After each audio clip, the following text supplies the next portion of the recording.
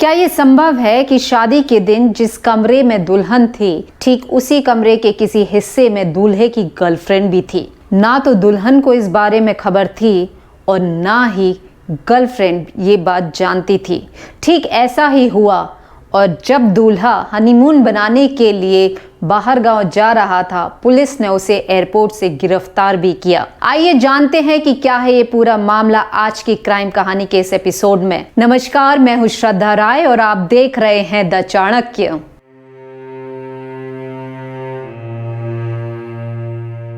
भारत की राजधानी दिल्ली के लक्ष्मीबाई कॉलेज की फाइनल ईयर की स्टूडेंट आरजू सिंह चौहान, जिसकी उम्र 21 वर्ष, ये अपने माता पिता और बहन पायल के साथ दिल्ली के मॉडल टाउन इलाके में रहती थी।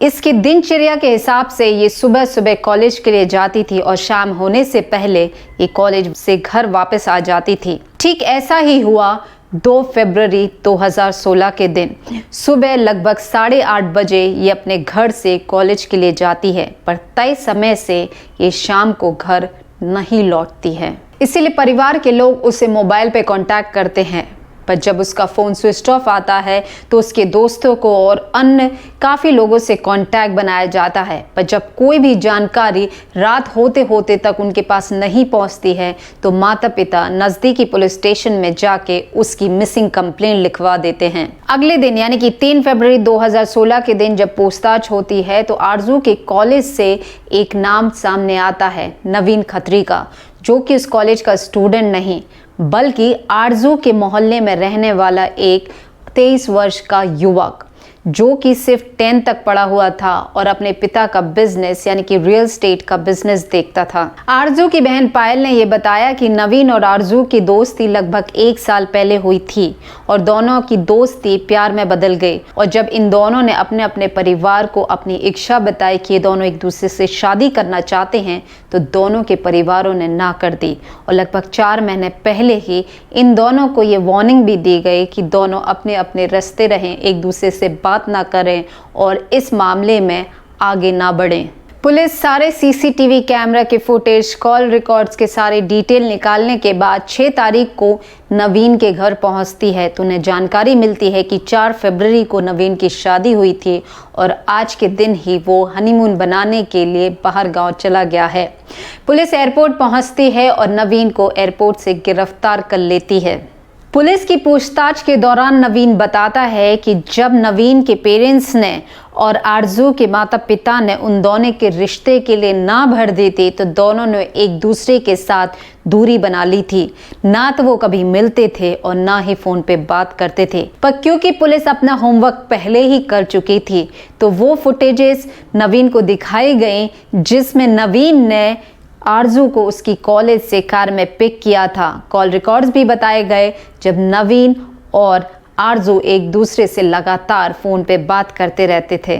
फिर क्या था, नवीन के पास कोई चॉइस ही नहीं बचती है, सबूत सामने थे, इसीलिए नवीन ये कन्फेस कर लेता है कि उसने ही अपनी गर्लफ्रेंड आरजू की जान ली। ये मामला तब शुरू होता है जब नवीन के और आरजू के माता पिता ने दोनों के रिश्ते को ना भर दी। दोनों ने कुछ दिन तो कोशिश की एक दूसरे से दूरी बनाने की, पर वो एक दूसरे के बिना नहीं रह पाए, इसीलिए पहले फ़ोन पे बातचीत चालू की और फिर धीरे धीरे छुपके छुपाते एक दूसरे से मिलते रहे। एक तरफ नवीन अपनी गर्लफ्रेंड को छोड़ना भी नहीं चाहता था और दूसरी तरफ अपने माता पिता की पसंद से वो किसी और से शादी 4 फरवरी 2016 को करने जा रहा था।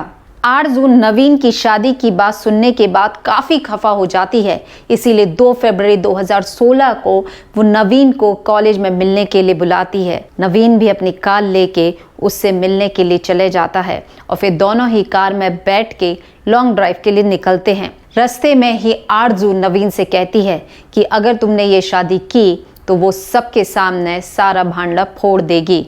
नवीन डर जाता है, दोनों के बीच में बहसबाजी होती है और नवीन आरजू का दुपट्टा लेके उसके गर्दन में डालकर उसका गला दबा देता है और वो दुपट्टे को तब तक नहीं छोड़ता है जब तक आरजू की जान नहीं चली गई। उसके बाद वो गाड़ी को रोकता है और सोचता है कि अब ये आरजू के शव को कैसे डिस्पोज करे।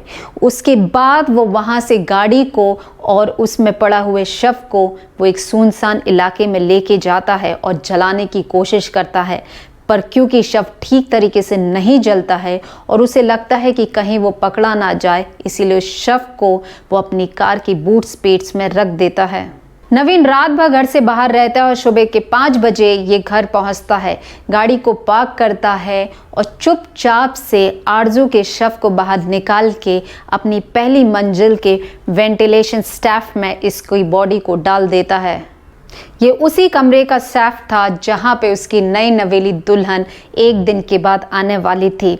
इसने लगातार 70 बॉटल परफ्यूम्स की उस सैफ्ट में डाली ताकि किसी को भी दुर्गंध ना आ जाए और इसकी पोल खुल जाए।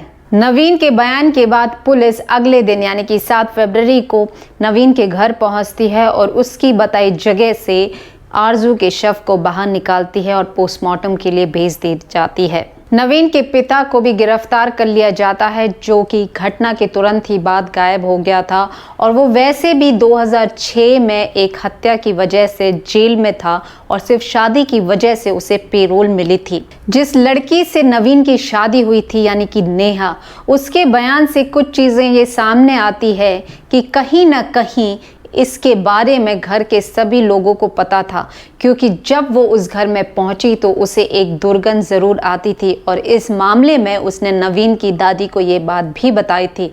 पर नवीन की दादी ने कहा कि शायद कोई चूहा मर गया होगा। इसके अलावा घर में सब चुपचाप रहते थे, घुस-पुस करके बात करते थे, एक दूसरे से खुल के बात भी नहीं कर रहे थे। यहाँ तक कि एक नई नवेली दुल्हन को मिलने तक के लिए कमरे में कोई भी नहीं आया था।